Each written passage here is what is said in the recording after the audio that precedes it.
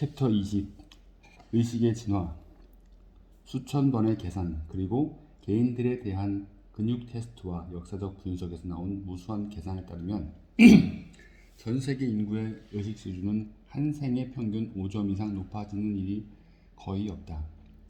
살아가는 동안 사람은 말로 다 할 수 없는 수백만 가지의 개인적 경험을 하는 것이 분명한데도 학습되는 교훈은 대개 몇 가지뿐이다. 지혜를 얻는 일은 느리고 고통스러우며 그것이 부정확한 것이라 해도 익숙한 관점을 기꺼이 포기하는 이들은 극히 드물다. 변화나 성장에 대한 저항은 상당하다. 대부분의 사람들은 그들을 의식의 낮은 수준에 가둬놓은 신념체계를 바꾸느니 차라리 죽으려 들 것처럼 보인다. 만약 이것이 사실이라면 인간의 상태는 앞으로 어떻게 될까? 기대할 수 있는 것은 세대당 5점의 향상뿐일까? 이것은 우리가 주목할 만한 가치가 있는 힘든 질문이다. 무엇보다 세계 인구 전체의 의식 수준 분포에서 관찰할 수 있는 것처럼 인류 대다수는 진화 척도의 아래쪽에 있으며 자신의 실제적 무력함을 보상하기 위한 여전히 위력에 의존하고 있다. 보다 앞선 개별 문화에선 더욱 큰 편차를 보여준다. 예를 들어 일본인들은 2차 대전에서 교훈을 얻었고 집단적으로 진화상의 큰 도약을 이뤘다. 한편 미국의 의식 수준은 베트남 전쟁 결과 하락했는데 미국이 실제로 배운 것이 무엇인지는 아직 두고 보아야 한다. 불행히도 우리의 오락은 감정적 선정주의를 이용하는 경향이 있으며 따라서 폭력에 경도된다. 살해는 TV에서 심야 가족물로 발견된다. 우리 아이들은 정신적으로 그것을 꾸준히 섭취하고 자란다. 미국인들은 섬뜩한 것을 즐기는 법을 배웠는데 그것은 기괴할수록 환영받는다. 잔악 행위와 파괴가 현상이 되고 있다. 1993년 애리조나 피닉스시에서 아이들은 부모 허락이 있어야 총기를 소지할 수 있다고 규정한 반의안이 부결되었다. 그 일이 있은 직후 2살 반짜리가 권총에 맞아 죽은 사건이 뉴스에 나왔는데 범인은 3살밖에 안 된 또 다른 아이였다. 사회는 인식의 일정한 자가 증식하는 수준들을 제도화하는데 제도화된 의식 수준은 결과적으로 다양한 사회 계층의 뿌리 깊은 특성이 되는 듯하다. 그럼에도 불구하고 자유로운 선택은 여전히 가능하고 따라서 개인의 이동성과 경험의 다양성의 상당한 잠재력은 여전한데 그 덕분에 대안적 선택지들이 이용 가능한 것이 된다. 고등 이론 물리학, 비선형 동력학, 비선형 방정식의 본성에 대한 우리의 연구에서 볼 때 최소한 이론적으로는 선택이 가능할 뿐 아니라 불가피하다는 것이 분명하다. 불규칙성은 규칙성 안에서 나타난다. 모든 끄개 패턴은 말하자면 하나의 가닥으로 연결된 것처럼 상호 연결되어 있다. 하지만 변형을 일으키는 선택은 정확히 어떻게 일어나는가? 무엇이 그러한 선택으로 인도하는가? 누가 왜 그런 선택을 하는가? 이것은 원칙들이 거의 정리되어 있지 않는 주제다. 성장과 발달은 불규칙하고 비선형적이다. 성장의 본질적 본성에 관한 혹은 그 문제에 관해서라면 그 어떤 자연적 과정의 본성에 관해 알려진 것은 실질적으로 전무하다. 여태껏 생명 자체의 본성을 연구한 사람은 없었으며 연구된 것은 오직 생명의 이미지와 귀결뿐이었다. 단순히 생명을 이해하기에 충분한 수학이 없었던 것이다. 선형 미분 방정식은 우리를 본질이 아닌 근사치로 때려다 주었다. 우리가 싹이나 잎사귀의 단순한 움터우름의 증인이 될 때 정말이지 우리가 그 어떤 이해도 갖고 있지 못한 내재적 마술을 통해 믿을 수 없는 경이로운 현상이 펼쳐진다. 일반적으로 관찰되는 것처럼 개인적이고 집단적인 성장은 느리게도 갑작스럽게도 일어날 수 있다. 성장을 제한하는 것은 제약이 아닌 성향이다. 누구에게나 늘 수많은 선택지가 열려 있으나 선택지들이 선택되는 일은 상대적으로 드물다. 왜냐하면 사람들은 그런 선택지를 매력적인 것으로 만들어줄 맥락을 원하기 때문이다. 선택 범위는 자신의 시야에 의해서만 제한되는 것이 보통이다. 맥락, 가치, 의미는 조직화하는 끌개 에너지 장 내부에 있는 에너지 패턴들로 된 미묘한 그물망을 가리키는 다른 용어들일 뿐이다. 끌개 에너지 장은 그 자체가 더욱 큰 장의 일부일 뿐인데 장들은 전 우주에 걸친 어떤 무한한 연속체에서 결국 의식 자체인 장 전체를 포함할 때까지 계속 커진다. 에너지 패턴들의 그런 복합체의 순전한 규모는 인간의 이 의식 너머에 있는 듯하지만 그럼에도 불구하고 의식이 600에서 700 범위에 도달한 개인들은 전체를 이해한다. 이는 앞선 의식을 가진 이들이 소유하는 엄청난 이해 능력에 대해 어떤 감을 갖게 해준다. 의식 속에서의 상승 운동을 촉진하는 데 있어 가장 중요한 요소는 자발적 태도다. 자발적 태도는 새로운 가설들의 타당성을 감정하는 새로운 수단을 통해 마음을 연다.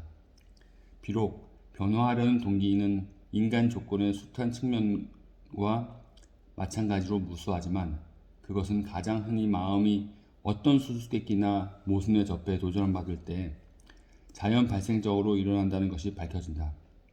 사실 일정 부문들 예컨대 선에선 알의 도약을 교묘히 유도하기 위해 일부러 그런 막다른 골목을 만들어 놓는다. 의식 척도에는 큰 발전을 가능하게 해주는 두 개의 임계점이 있다. 첫 번째는 200으로 힘의 부여가 일어나는 초기적 수준이다. 이 지점에서는 비난을 멈추고 자신의 행동, 느낌, 신념에 대한 책임을 수용하려는 자발성이 일어난다. 원인과 책임을 자신의 외부로 투사하는 한 사람은 피해자역이라는 무력한 방식 안에 머물 것이다. 두 번째는 500 수준이다. 이 수준에 이르는 길은 사랑과 시비 분별하지 않는 용서를 하나의 생활 양식으로 수용하는 것이고 모든 사람, 모든 것, 모든 사건에 예외를 두지 않는 무조건적 친절을 베푸는 것이다. 12단계 회복 모임에서는 의로운 분노는 없다고 말한다. 설령 누군가 내게 나쁜 짓을 했다고 하더라도 내게는 여전히 반응을 선택하고 분노를 놓아 보낼 자유가 있다는 것이다. 일단 그렇게 하는데 몰두하면 지각이 진화하면서 사람은 다른 보다 온건해진 세계를 경험하기 시작한다. 홀로그램과 지각 태도가 사람이 경험하는 세계를 바꿔 놓을 수 있다는 것과 세계를 경험하는 수많은 유효한 방식이 있다는 것은 처음에는 매우 어렵게 느껴진다. 그러나 홀로그램을 바라볼 때처럼 무엇이 보이는지는 전적으로 그것을 바라보는 위치에 달려 있다. 그렇다면 과연 어떤 위치가 실상인가? 사실 이곳은 홀로그램 우주다. 각각의 시점은 바라보는 이의 의식의 독특한 수준에 의해 규정된 어떤 위치를 반영한다. 만일 내가 홀로그램 이쪽에 있다면 나의 지각은 저쪽에 있는 관찰자의 지각과는 거의 부합하지 않을 것이다. 그러한 폭넓은 불일치에 대한 일반적인 반응은 그 사람 미친 게 틀림없어 이다. 그리고 설령 세계가 거울로 되어 있다는 얘기를 되낸다고 해도 그것만으로는 진실이 아니다. 세계는 무한한 차원들을 갖는 홀로그램 세트이다. 차원들은 시간과 장소 안에 고정되어 있으며 단 하나의 반영을 제공하는 듯하다. 예를 들면 청각적 경험은 여태까지 있었던 모든 소리의 세계 장으로 된 홀로그램 시리즈의 일부다. 물질 세계는 촉각적이기도 하다. 그것에는 질감, 색깔, 차원이 있고 위치 또는 형태 같은 공간적 관계가 있다.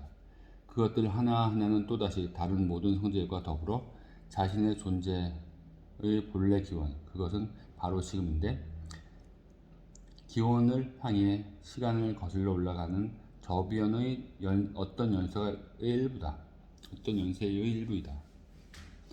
우리는 홀로그램은 그 자체로 하나의 과정이라고 말할 수도 있다. 3000 홀로그램에서 고정되어 있는 것은 아무것도 없다. 그렇다면 4000 홀로그램은 어떨까? 그것은 그 자체에 대한 가능한 모든 경우를 동시적으로 포함할 것이다. 변화한다는 것은 시간 속을 이동한다는 것인 듯한데, 그러나 시간 자체가 초월된다면 연세와 같은 것은 없다. 만일 전부가 지금이라면 이곳에서 저곳으로 뒤따를 것은 아무것도 없다. 각각의 홀로그램은 그 자체로 사건들의 끝없는 비선형적 모체로부터의 진화적 투사이다. 사건들은 인과적으로 관련되어 있지 않지만 그 대신 공시적이다. 그때 600의 700의 지각 수준에서는 있었던 인 것, 그리고 일 것이 완전하며 동시적인 홀로그램 가능성 내에서 비언어적으로 이해된다. 형언할 수 없는 이란 말은 여기서 의미를 띠기 시작한다. 구체적인 예를 통해 이 모든 것을 좀 더 잘 이해해 보기로 하자. 길 모퉁이의 불황자를 상상해보자. 누더기를 걸친 노인이 상류층 주택가에서 품위 있는 석조 건물에 홀로 몸을 기대고 있다. 다양한 의식 수준의 전망에서 노인을 바라보고 사람과 관점에 따라 그가 어떻게 보이겠는지 그 비일관성에 주목하자. 의식 척도 밑바닥인 20 수준, 수치심에서 불황자는 더럽고 역겹고 창피스러워 보인다. 30 수준, 죄책감에서 노인은 그의 상태로 인해 비난을 받을 것이다. 저런 꼴을 당해도 싸지. 필경 게으른 복지 사기꾼일 거야. 50 수준, 희망 없음에서는 노인의 처한 공경이 정말 절망적으로 보이고 그는 사회가 노숙 문제에 대해 할 수 있는 일이 아무것도 없음을 증명하는 꼼짝 못할 증거로 보일 것이다. 75. 슬픔에서 노인은 비극적이고 고독하고 버림받은 것처럼 보인다. 의식 수준 100. 두려움에서는 불황자를 위험한 존재로 사회적 위협에서 볼 수 있다. 저 노인이 무슨 범죄를 저지르기 전에 경찰에 신고해야 하지 않을까 하는 게 아닌가 몰라. 125 수준 욕망에서 노인은 좌절감을 불러일으키는 어떤 문제를 대표할 수도 있다. 왜 누군가 뭔가를 하지 않는 거지? 150 분노에서 노인은 난폭한 사람으로 보일 수도 있다. 한편으로는 그런 끔찍한 상태가 오늘날 우리나라에 존재한다는 것에 화가 치밀 수도 있다. 175 자부심에서는 노인은 당혹스러울 수 있고 자신을 개선하려는 자기 존중이 부족해 보일 수 있다. 200 용기에서 우리는 지역 노숙자 쉼터가 있는지 생각해 보려는 동기를 갖게 될 수 있다. 저 노인에게 일자리를 하고 거주할 만한 곳이 있으면 돼. 250 수준 중립에서 불황자는 괜찮아 보이며 심지어 흥미롭게 보일 수도 있다. 우린 살아요. 그렇게 살게 해주어요. 라고 말할 수 있다. 어쨌든 저 노인 양반은 아무도 해치지 않을 거야. 310 자발성에서 우리는 길 모퉁이에 내려가서 그 양반이 기운을 내도록 하려면 내가 뭘 해야 하는지 알아보겠다고 결심할 수도 있다. 어쩌면 우리는 지역 쉼터에서 일정 시간 자원봉사를 하겠다는 동기를 갖게 될 수 있다. 350 수용에서 길 모퉁이의 노인은 호기심을 자극한다.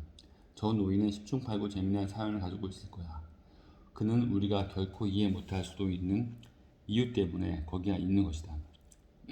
402성에서는 그는 이 시대의 경제, 사회, 병리의 한 증상이거나 아니면 심도 깊은 심리 연구의 훌륭한 대상자일 수도 있다. 더 높은 수준들은 노인은 흥미로울 뿐 아니라 친근해 보이기 시작하며 그 다음에는 사랑스러워 보이기 시작한다. 어쩌면 그 다음에는 그는 사실 사회적 한계를 초월하여 자유로워질 수도 진 사람이라는 것, 그리고 연륜에서 오는 지혜와 물질적인 것에 대한 무관심에서 비롯된 평온함을 간직한 유쾌한 노인 양반이라는 걸 볼 수 있게 될 것이다. 600 평화에서 그는 우리 자신의 일시적 표현으로 드러난다. 사람들이 접근해 올 때 의식의 다른 수준들에 대한 불황자의 반응은 상대의 의식 수준에 따라 다양하게 나타날 것이다. 어떤 이들에 대해 그는 안전하다고 느낄 것이고 또 어떤 이들에 대해서는 위협감을 느끼거나 덕담할 것이다.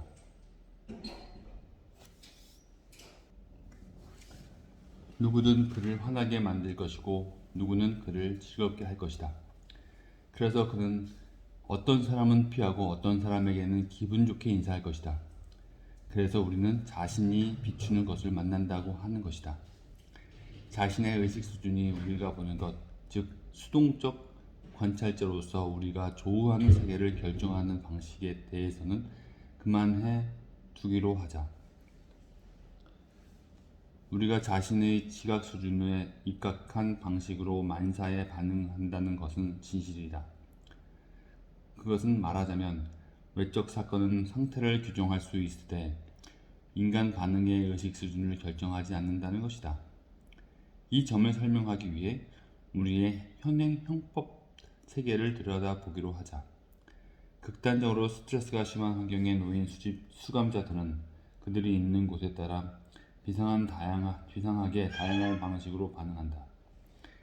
의식이 척도 맨 밑에 있는 죄수들은 때로 감옥에서 자살을 기도한다. 일부는 죄책감으로 하여 정신병적이고 망상적으로 된다. 어떤 이들은 의기는 소침해지고 말을 잃고 음식을 안 먹는다. 슬픔의 눈물의 고이는 걸 감추려고 두 손으로 머리를 감싼 채 앉아 있는 이들도 있다. 흔한 표현은 두려움인데 그것은 피해 망상적 자기 방어나 속이 훤히 들여다 보이는 아부를 통해 나타난다. 어떤 죄수들은 폭력적이고 공격적인 격한 분노로 반응한다. 자부심은 마초적 떠버림과 굴림의 형태로 어디에나 존재한다. 이와 대조적으로 일부 수감자는 자신의 투옥된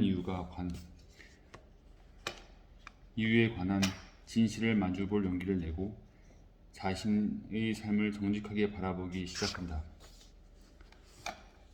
그리고 펀치가 날아올 때는 잠깐 뒤로 물러서서 뭔가를 읽어내려 애쓰는 이들이 항상 있다. 수용의 수준에서 우리는 도움을 구하고 지지 모임에 가입하는 죄수들을 본다.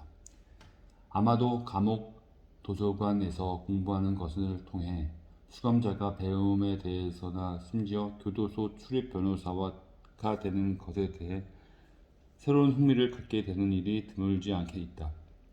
역사상 가장 영향력 있는 책들의 일부는 옥중에서 쓰여졌다. 몇몇 죄수들은 의식의 변형을 겪으며 동료 수감자에게 사랑을 베푸는 관대한 벗이 된다. 그리고 더 높은 에너지 장과 정렬된 개수가 깊이 영적으로 되거나 혹은 적극적으로 깨달음을 추구하기조차 하는 것에 전례가 없는 일이 아니다. 어떤 이들은 성자처럼 되기조차 한다. 우리가 어떻게 반응하느냐는 우리가 반응하고 있는 그 세계에 달려있다. 우리가 무엇을 보느냐뿐 아니라 어떤 사람이 되느냐를 결정하는 것은 지각이다. 단순하게 지각이란 세계를 창조하는 것이라고 말할 수 있다. 의식 척도 아래쪽에 있을수록 눈을 맞추고 있기 힘들어한다는 것은 주목할 만한 흥미로운 사실이다. 맨 밑바닥에 있는 이들은 시선이 마주치는 걸 아예 피한다. 이와 대조적으로 척도 위로 올라갈수록 오랫동안 그리고 종래에는 거의 끝없이 깊이 응시하는 능력이 특징적으로 된다. 우리는 죄책감 어린 방어적 흘끗거림과 적의에 찬 노려봄, 그리고 희둥그렇게 뜬 무구한 눈을 잘 알고 있다. 힘과 지각은 손에 손을 잡고 간다는 것을 기억하라. 지각의 역학. 그렇다면 지각은 어떻게 적용하는가? 지각의 역학은 무엇인가? 지각이 주관적으로 독특하다는 것은 일반적 관찰 결과가 증명해준다. 우리는 증인들이 같은 사건에 대해 얼토당토 않게 다른 진술을 쏟아내는 법대 모의재판 사례들을 잘 알고 있다. 지각의 메커니즘은 영상과 의식 자체인 극장과 같다.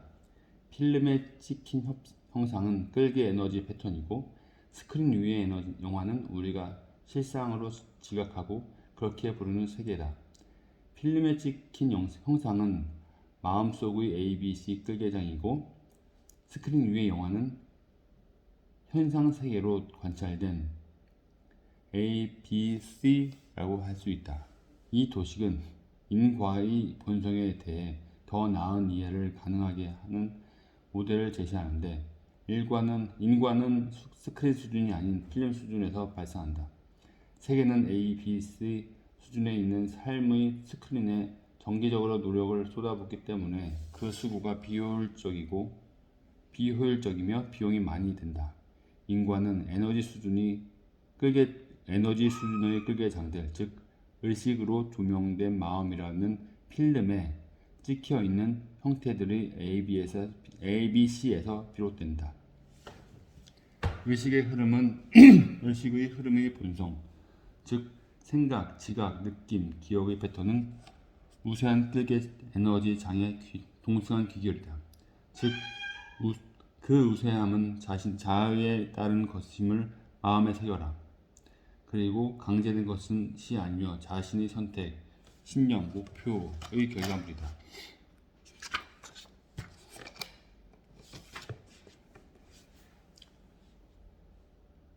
우리는 합의에 의해 특정한 처리 양식을 내포하며, 그리고 동반되는 가치와 의미의 세트에 따라 우리의 모든 결정에 영향을 미치는 어떤 장 패턴과 동조한다.